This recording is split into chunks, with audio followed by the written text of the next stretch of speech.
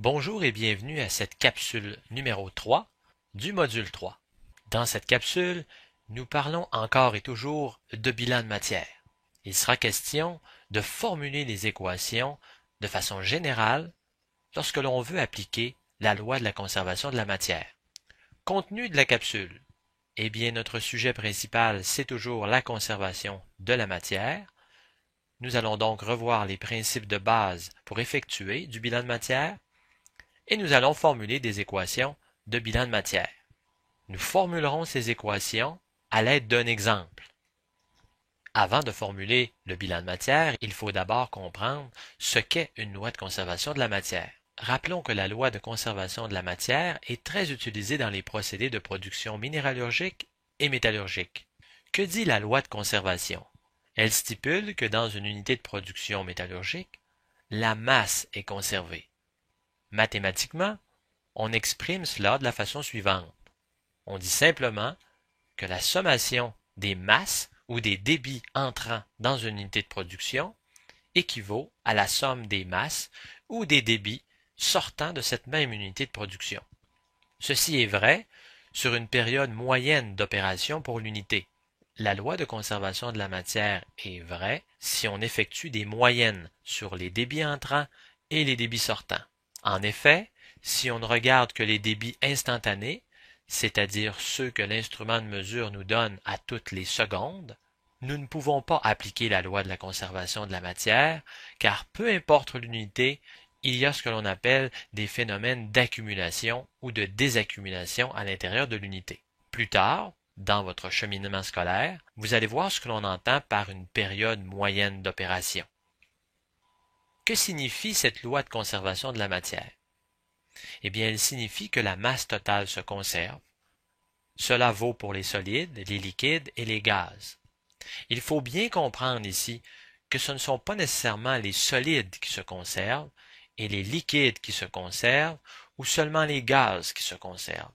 C'est la somme des trois phases, surtout lorsqu'on parle de procédés dans lesquels il se produit des réactions chimiques. Un solide peut réagir avec l'oxygène et produire un gaz. Donc, vous voyez bien que le solide n'est pas conservé puisqu'il se transforme dans l'unité de production. Les éléments se conservent aussi. Ce sont les éléments qu'on retrouve sur le tableau périodique. Puisqu'il n'y a pas de fission nucléaire, alors il est évident que les éléments se conservent même s'il y a des réactions chimiques. Les composés chimiques peuvent se conserver s'il n'y a pas de réaction chimique. Donc, lorsque vous faites du bilan de matière et que vous cherchez à écrire vos équations, vous devez vérifier s'il se produit des réactions chimiques. Cela va vous permettre de déterminer quel composé chimique se conserve et quel autre composé chimique ne se conserve pas. L'eau peut se conserver si elle ne participe à aucune réaction chimique. Et cinquièmement, la granulométrie des particules peut se conserver si l'unité de production ne modifie pas la taille des particules. Si vous avez un broyeur ou un concasseur, vous ne pouvez pas appliquer une telle loi.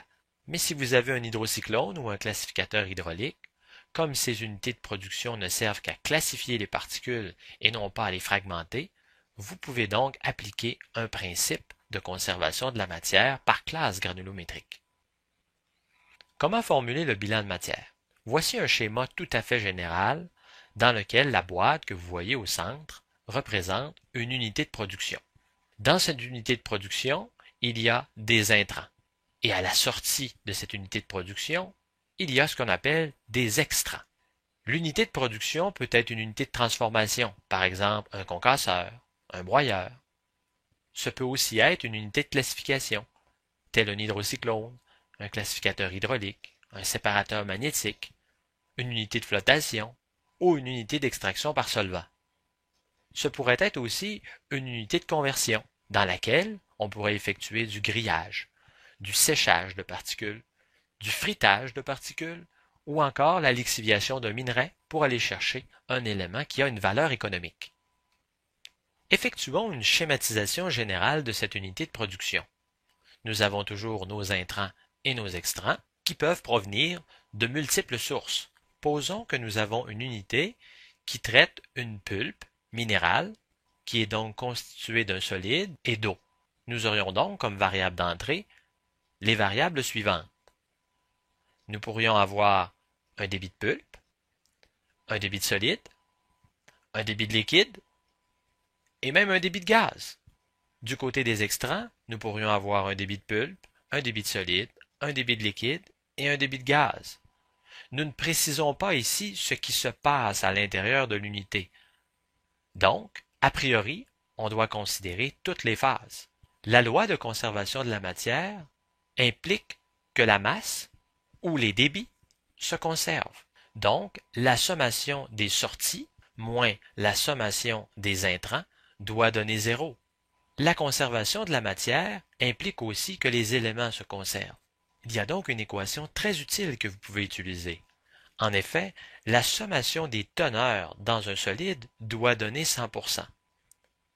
Par exemple, si vous aviez une teneur en zinc et une teneur en fer, et que ce ne serait que les deux seuls éléments présents, vous savez que la teneur en zinc, additionnée à la teneur en fer, doit donner 100%. Arrive maintenant l'étape de la formulation du bilan de matière. Nous allons prendre un exemple très simple. Il s'agit d'un nœud de séparation dans lequel le flux numéro 1 va être divisé en deux flux, soit le flux numéro 2 et le flux numéro 3. Écrivons nos équations de bilan. Eh bien, puisqu'il s'agit d'un nœud de séparation dans lequel entre une pulpe constituée de solide et d'eau, nous pouvons formuler une première équation qui concerne la pulpe. Ainsi, le débit de pulpe numéro 1 est égal à la somme du débit de pulpe du flux numéro 2 et du débit de pulpe du flux numéro 3. Ensuite, puisqu'il ne s'agit que d'un nœud de séparation dans lequel il n'y a aucune réaction chimique, nous pouvons formuler une deuxième équation. Le débit de solide du flux numéro 1 équivaut à la somme du débit de solide numéro 2 et du débit de solide numéro 3. Une troisième équation peut être formulée. Le liquide aussi se conserve. Il n'y a pas de changement de phase dans ce nœud de séparation. Ainsi, le débit de liquide du flux numéro 1 équivaut à la somme du débit de liquide du flux numéro 2 et du débit de liquide du flux numéro 3. Nous avons donc trois équations. Il est très important ici de prendre note que dans ces trois équations, il n'y a que deux équations indépendantes. Pourquoi y a-t-il deux équations indépendantes? Eh bien parce que nous savons que le débit de pulpe est constitué de solide et de liquide. Ainsi, après avoir formulé deux de ces trois équations, par exemple celle du débit de pulpe et celle du débit de solide, nous pouvons automatiquement formuler celle du débit de liquide. Autre possibilité, si nous formulons les deux équations pour le débit de solide et le débit de liquide, nous pouvons automatiquement formuler l'équation pour le débit de pulpe.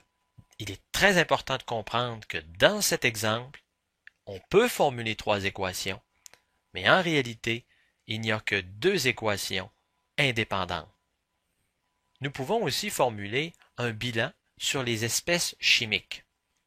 Par exemple, si dans le laboratoire, on mesurait la teneur en fer dans le solide pour le flux 1 et le flux numéro 2, nous pourrions formuler aussi l'équation suivante, qui est une équation de bilan d'espèces chimiques appliquée au fer.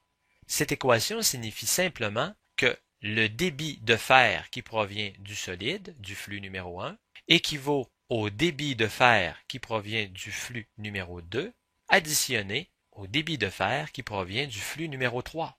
Regardez ici le produit entre le débit de solide, juste ici, et la teneur en fer dans le flux numéro 1. En faisant le produit entre le débit et la teneur en fer, nous obtenons automatiquement le débit de fer dans le flux numéro 1.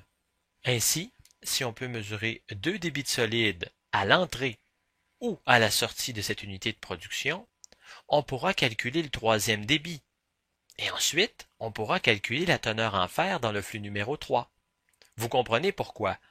Si on mesure deux débits de solide, nous pourrons alors calculer le troisième avec l'équation de bilan de matière.